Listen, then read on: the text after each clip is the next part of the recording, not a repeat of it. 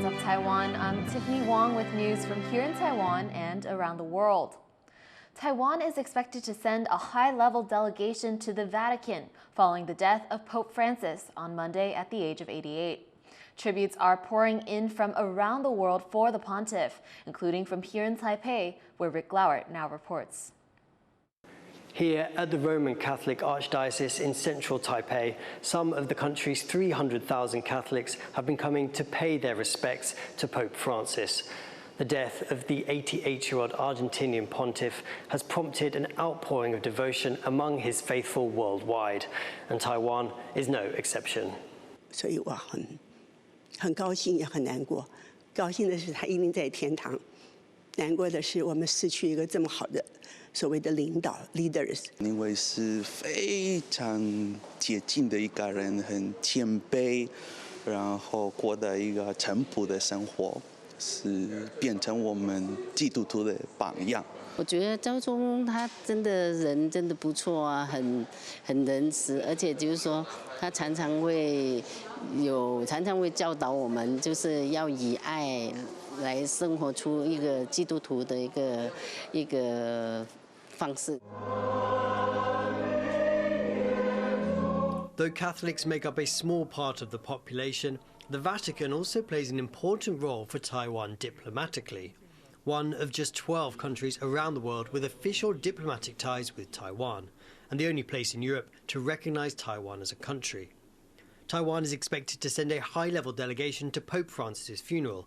In the past, Taiwan presidents have been to the Vatican for important occasions, rare high-profile trips for Taiwan leaders, often isolated on the world stage by China. 政府在第一时间对教宗过世表达致哀，并表达台湾人民、天主教会教友以及政府最深切的哀思。赖总统已在第一时间指示我国驻教廷大使馆转至总统宴殿，并宣布总统府与行政院降半旗2天，以表达我国政府与人民哀悼之意。Change in leadership brings uncertainty to these important ties. China is known to put pressure on Taiwan's diplomatic allies to switch ties to Beijing. For the country's faithful, it's a time to come together to mourn and honour the memory of their revered spiritual leader. Joseph Wu and Rick Lauert in Taipei for TaiwanPlus. The Pope's death came just hours after he made an appearance at the Vatican's St. Peter's Square on Easter Sunday. Rosie Greninger has more. Morning bells ring out across Vatican City. A salute to Pope Francis, marking his death at 88. Crowds of pilgrims who have flocked to the Holy City for Easter celebrations, now gathering in St. Peter's Square to pray and pay tribute to the 266th leader of the Catholic Church. Grande dispiacere, una grande perdita, un uomo che ha innovato la Chiesa e un uomo che ha lasciato un grande segno. Questa mancanza provoca un grande dolore. It's a moment of a bit of sadness and at the same time thankfulness and celebration of life. As word spread of the Pope's death, special services have been held in every corner of the world. In the Buenos Aires church where Francis grew up and learned the teachings of the Catholic faith, hundreds of people, including Argentine authorities, filled the halls for Mass, remembering him for the man he was and the change he brought with his leadership. Francis was a transformative figure in the Catholic Church, known for progressive reforms, including making the church more welcoming for the LGBTQ+ community. Puso sobre la mesa y no tapó la necesidad de transparencia en la Iglesia, la necesidad de reformas de la Iglesia que eran tan anheladas desde hacía tanto tiempo. In the Philippines, home to one of the world's biggest Catholic populations, followers said his humility was a source of inspiration. Malaking dagok din yun sa simbahan, no? Kasi bilang sa amin mga kabataan din, isa siyang halimbawa malaki siyang halimbawa sa amin na siya yung aming sinusundan, no? Since he is a vicar of Christ. In his honor, flags of countries across the globe are flying at half-staff. In Paris, the lights of the Eiffel Tower switched off to mark his passing. His papacy wasn't without controversy, including backlash over comments he made about victims of a pedophile priest in Chile, accusing them of slander. Despite that, world leaders are honouring his commitment to protecting the vulnerable. Pope Francis' compassion embraced all humanity, and today he will be mourned by Catholics and non-Catholics alike. Secretary-General of the United Nations Antonio Guterres described Francis as a beacon of hope, humility and humanity. The pontiff often used his voice to call for the end of war, saying it's an impossible way to create a future. He leaves behind a legacy of faith, service and compassion for all, especially those on the margins of life or trapped by the horrors of conflict. When the war began between Hamas and Israel in 2023, the Pope began nightly calls to the Catholic parish in Gaza City. In his last public statement, Francis appealed for peace in Gaza, urging all parties to call for a ceasefire and the release of Israeli hostages. Palestinians in the war-torn enclave held a mass to commemorate Francis, praising him for his support. Vatican, I like the way he standing with Palestinians and his courage to talk around the world about us. Francis's body now lies in a chapel in Vatican City, awaiting a funeral that could be held as soon as this weekend. It's set to draw world leaders and Catholics from across the globe, giving millions of followers a final chance to say goodbye and to honour the legacy he leaves behind, after 12 years as their spiritual leader. Devon Tsai, Reese Ayres and Rosie Greninger for TaiwanPlus. Several members of the opposition Kuomintang, including Chair Eric Zhu, are to be summoned for questioning by the police on suspicion of organizing a recent illegal protest outside the Taipei District Prosecutor's Office.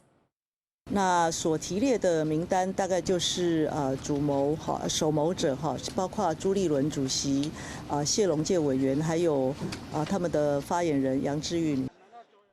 Zhu last week rallied supporters to gather outside the office to protest against probes into several local party leaders for allegedly forging signatures on recall petitions. Police say protesters pulled down barricades outside the office, a restricted area, and ignored police instructions to disperse. The Interior Minister had called on Taipei police to investigate the illegal assembly, a move the KMT says is politically motivated. 尊重检调的 侦办，但是严肃地警告政治势力、政治黑手不要介入司法。 The three KMT members are scheduled to appear for questioning on April 28th. Taiwan's military has finished almost 2 weeks of computerized war games ahead of live-fire exercises in July. Based on the results, the Defense Ministry says that more needs to be done to make sure the military can work with civilians in the event of war. For more on that, Jaime Okan spoke to Thomas Shattuck from the University of Pennsylvania. We're seeing now from the Defense Ministry that there was a bit of an obstacle in cooperating with civilian and military units together in the event of a war. Why is that significant? As the PRC's military has gotten stronger and more assertive, civilians have taken the initiative on themselves to create initiatives like the Kuma Academy or Forward Alliance, while they have different missions, would both play some sort of role. Like Kuma Academy is doing different levels of training and Forward Alliance is more in like the relief sector. So having these at least two organizations and others cooperating with the government is a big hurdle. There's obviously big government bureaucracy and cooperating with non-governmental groups, but also just making sure that the two actually have similar standards as well. And these groups are training civilians, and then the civilians go off and do their own day job. So there's not necessarily strong mechanisms in place to bring them in. There's not really a civilian reserve system for people who have taken these certification classes. So in the event that there's a missile strike, a blockade, or an all-out conflict, there needs to be a more formal mechanism created to really bring these people together, because the institutions know who they trained and the skills they have. So then what can civilians do in the event of a conflict? What role would be most suitable for them? I mean, I think it really depends on what the individuals were trained in. Like, I think probably the best examples are for first aid, triage, evacuation, disaster relief, humanitarian assistance, the things that are after the fact, that if say a missile hits a building, these are the people that can go in and relieve the military doctors or healthcare, and fill that gap so that the military can focus on fighting the conflict. Now, people who have more advanced skills with weaponry and things, like they may be able to form a more active role in the conflict, but that's unlikely.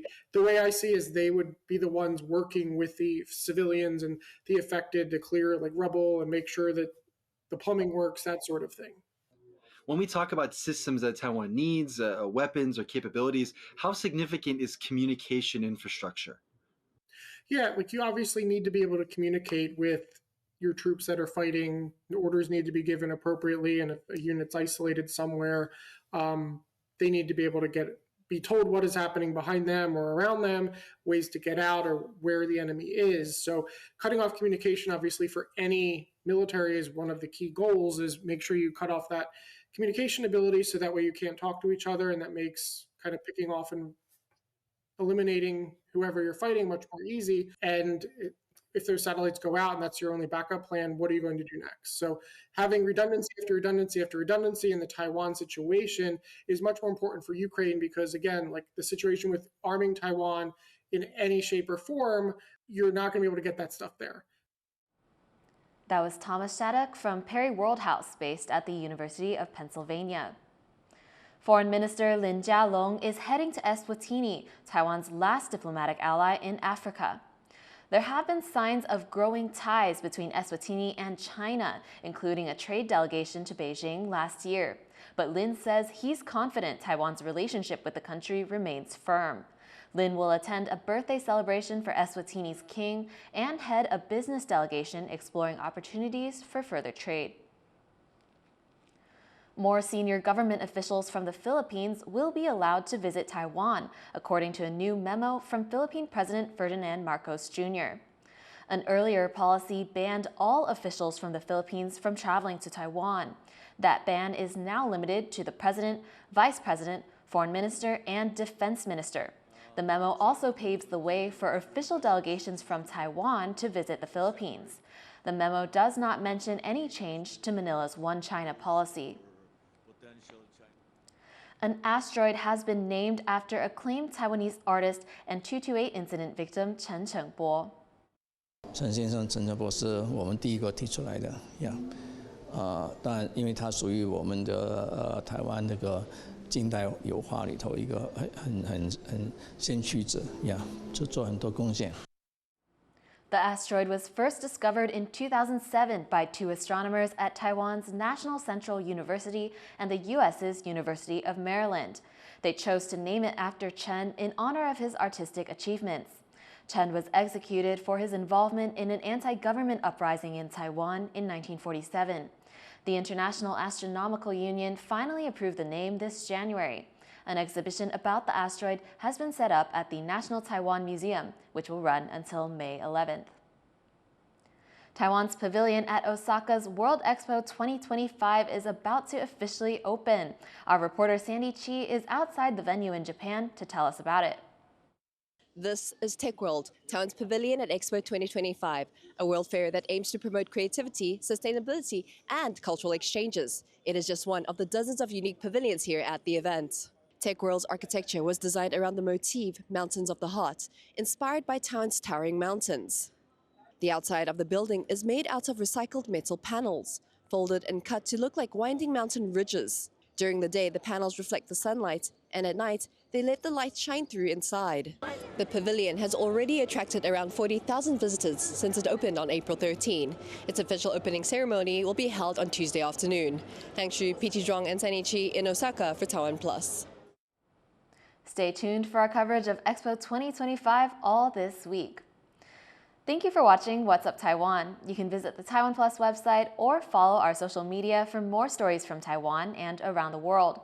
Finally, check out these Japanese Star Wars fans celebrating the announcement of a new film in the series. I'm Tiffany Wong. Take care and see you next time.